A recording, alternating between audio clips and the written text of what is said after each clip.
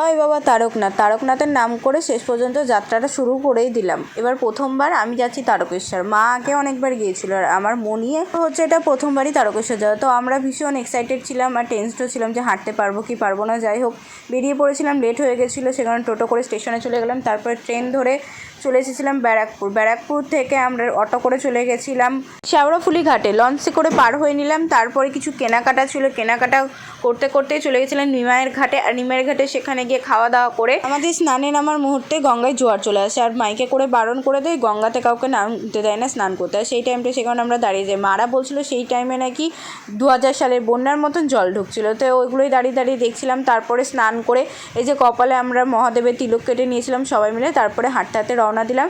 এই পার্টটা এইটুকুনি। তারপরে বাকি পার্টটা আসছে, দেখার জন্য চ্যানেলটিকে সাবস্ক্রাইব করে নিও।